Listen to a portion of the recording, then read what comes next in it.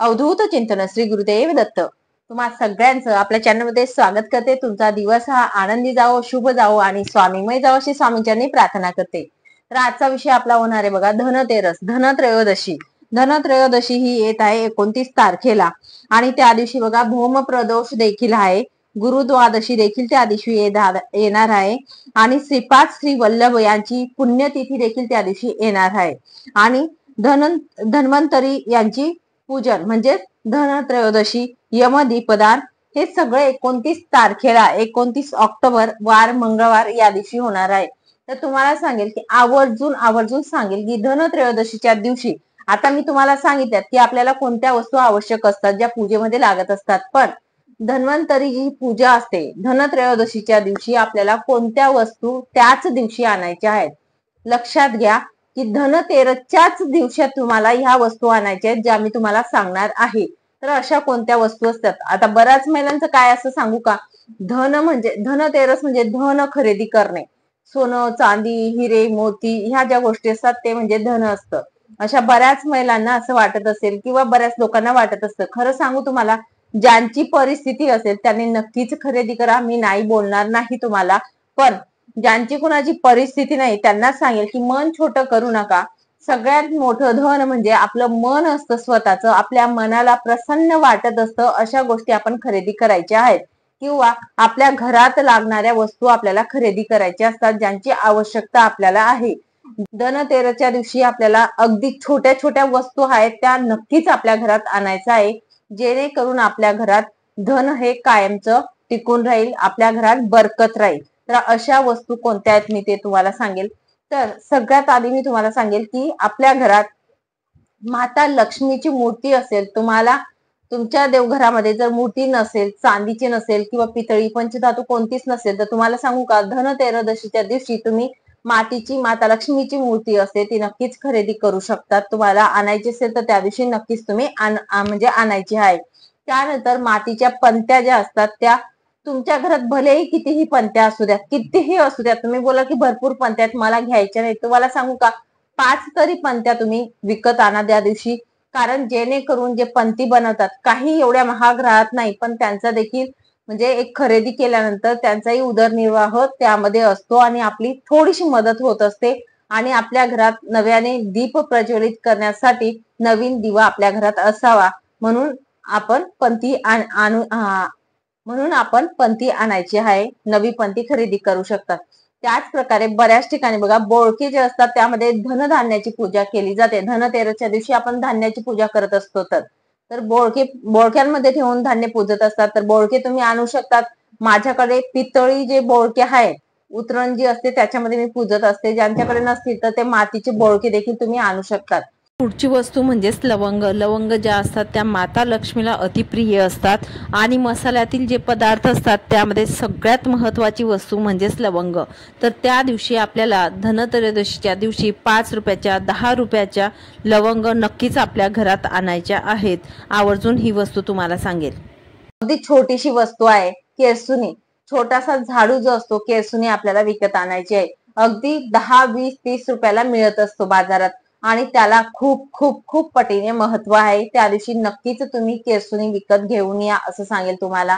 तसंच पुढची वस्तू म्हणजे तुम्हाला सांगेल मी, केरसुनीच्या नंतर सगळ्यात महत्वाची म्हणजेच मिठाची पिशवी जी असते, माता अन्नपूर्णा जी असते त्या मिठाच्या पिशवी जी असते त्या रूपात असते। अन्नपूर्णा म्हणजे माता लक्ष्मीच असते, धन आपल्या घरातलं असतं, म्हणून तुम्हाला सांगते की धनतेरसच्या दिवशी मीठ देखील आपल्याला खरेदी करून आणायचं आहे। अगदी कमी आणा, जरी तुमच्या घरात असेल पिशवी किराण्यामध्ये आणलेली तरी सुद्धा मी तुम्हाला सांगेन की नक्कीच आणा, ते काही खराब होत नाही जास्तीचं राहिलं तर। पण धनतेरसच्या दिवशी नक्कीच मिठाची पिशवी तुम्ही विकत घेऊन या। बघा आपण वास्तुशांती करत असतो, घराची पूजा करत असतो, तेव्हा देखील आपण मिठाची पिशवी सगळ्यात आधी घरात आणत असतो, बरोबर।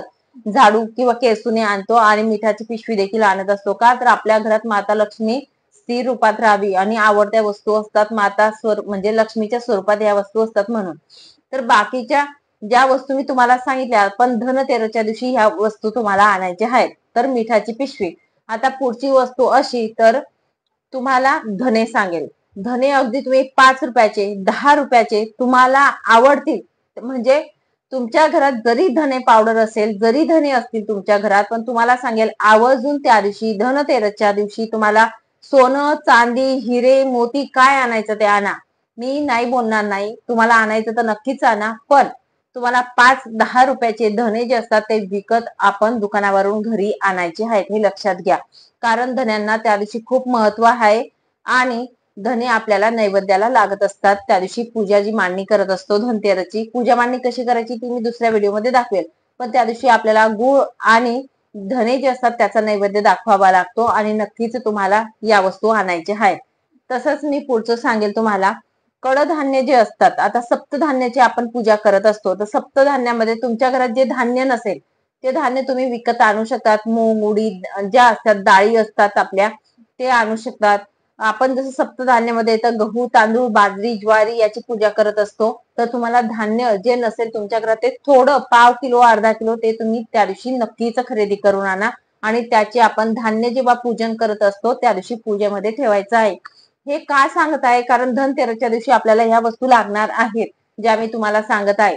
पुढचं असं सांगेल मी तुम्हाला की आयुर्वेदिक दुकानात जा, तुमच्या आपल्या केंद्रांमध्ये मिळत असतात, पण बाहेर देखील तुमच्या जवळ जर केंद्र नसेल तर तुम्हाला सांगेल च्यवनप्राश वगैरे किंवा आयुर्वेदिक काढा असेल, तुम्ही जर एखादी काढा घेत असणार तो किंवा चूर्ण एखादी घेत असणार, आयुर्वेदिक बोलत आहे मी तुम्हाला, तर ते देखील तुम्ही त्या दिवशी खरेदी करून आणू शकतात. कारण धन्वंतरी भगवान असे आहेत की आयुर्वेदामध्ये त्यांचं खूप महत्व आहे. जो धन्वंतरीचा आपला फोटो पूजेचा व्हिडिओ होणार आहे त्या दिवशी मी तुम्हाला माहिती देईलच, पण आयुर्वेदाची पूजा केली जाते. आयुर्वेदानुसार सांगण्यात येतं की धन्वंतरी भगवान जे असतात ते आयुर्वेद जे असतात त्यानुसार म्हणजे आपल्यावर कृपा करत असतात. आपल्या शरीर जे असतं हे खूप धनवान आहे.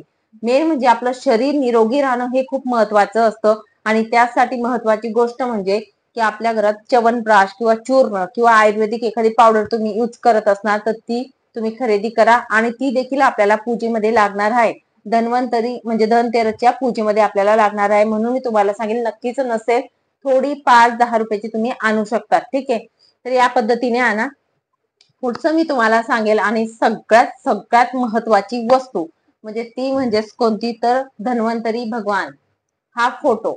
हा फोटो जर तुमच्याकडे नसेल तर आपल्याला त्या दिवशी हा फोटो लागणार आहे नक्कीच. हा धन्वंतरी ज्या दिवशी असते, धनतेरस असेल त्या दिवशी धन्वंतरी भगवान जे आहेत त्यांचा फोटो आपल्याला त्या दिवशी आणायचा आहे, हे लक्षात घ्या. तुम्हाला दिसत असेल, व्यवस्थित बघून घ्या. केंद्रांमध्ये मठ मध्ये हा फोटो मिळून जात असतो. अगदी बघा 36 रुपयाचा फोटो आहे, तुम्ही बघू शकता. उलट दिसत असेल बाय चान्स सेल्फी कॅमेरामुळे, तर छोटासा फोटो आहे हा आपल्याला त्या दिवशी लागणार आहे. म्हणून हा फोटो देखील तुम्ही त्या दिवशी खरेदी करू शकतात आणि आपल्या घरी धन्वंतरी भगवानांचा फोटो त्या दिवशी आणायचा आहे. की आपल्या घरात ज्या वस्तू पूजेला लागणार आहेत त्या वस्तू आपल्याला आणायच्या आहेत. त्या दिवशी आपल्याला पूजेला ठेवायचा आहे फोटो. पूजा झाल्यानंतर आपण हा फोटो ठेवून द्यायचा आहे, पुढच्या वर्षी आपल्याला लागेल. तर या पद्धतीने आपण करू शकतो. दररोज आपल्याला देवघरात ठेवायची गरज नाही धन्वंतरी भगवानांचा फोटो जो असतो तो. ठीक आहे, तर हे एक झालं. त्यानंतर मी तुम्हाला सांगेल, आपल्या आयुष्यामध्ये जगत असताना तुम्हाला सांगेल आपल्या घरातील व्यक्तींना म्हणजे मेन म्हणजे आपल्या घरातील जी लक्ष्मी असते, लक्ष्मी म्हणजे लक्ष्मी स्वरूपात आपल्या घरातली स्त्री असते, तिला निदान एक ब्लाउज पीस, एक साडी की आपल्या स्वतःने म्हणजे स्वतःच्या इच्छेने जे असतील माणसं असतील त्यांना, दादा जे असतील बघत असतील व्हिडिओ तर एक साडी किंवा ब्लाउज पीस तरी स्वतः तुम्ही घेऊन द्या. खूप आनंदी होतात महिला जेव्हा ह्या गोष्टी करत असतात माणसं. कारण खूप कमी घरांमध्ये म्हणजे असं बघायला मिळतं की स्व इच्छेने मिळत असतात. बऱ्याच महिला आधीच बाजार करून घेतात दिवाळीचा जो असतो तो. पण धनतेरसच्या दिवशी सगळ्यात मौल्यवान वस्तू असेल तर आपल्या घरातील कुलस्त्री जी असते, आपल्या घरातील जी लक्ष्मी असते तिला आनंद देणं, तिचं मन प्रसन्न ठेवणं आणि घरातली जर महिला सुखी असेल, आनंदी असेल तर तुम्हाला सांगते तुमच्या घरात माता लक्ष्मी नेहमी पाणी भरत असतात. ती जर हसत खेळत असते तर नक्कीच तुमच्या घरात कशाचीही कमी पडत नाही. म्हणून तुम्हाला सांगेल की आपल्या घरातील कुलस्त्रीला सुखी ठेवा. तिच्या आनंदासाठी आपण देखील थोडं आपल्याला करायचं असतं. अगदी 200-300 रुपयाची जरी साडी घेतली तर ती खूप खूप आनंदी होत असते. आपल्या घर संसार सगळं काही ती वर्षभर बघत असते आणि माता लक्ष्मी ज्या प्रकारे आपल्या घरात महत्व असतं त्या प्रकारेच आपल्या घरातील जी महिला असते तिचा आदर करणं, तिचा सन्मान करणं हे आपल्या सगळ्यांचंच काम असतं. म्हणून तुम्हाला सांगेल की आपल्या घरातील कुलस्त्रीला देखील आपण साडी किंवा काहीतरी गिफ्ट म्हणून तुम्ही आणू शकतात, त्या दिवशी देऊ शकतात. तर या प्रकारे आपण त्या दिवशी आपल्याला वस्तू आणायच्या आहेत आणि नक्कीच तुम्ही सोने चांदी जे काही असेल, ज्या गोष्टींमध्ये तुम्हाला आनंद मिळत असेल अशा वस्तू, ज्या गोष्टींमध्ये तुम्हाला आनंद मिळत असतील अशा वस्तू तुम्ही खरेदी करू शकतात. मग त्या कुठलेही कोणत्याही तुम्ही घेऊ शकतात.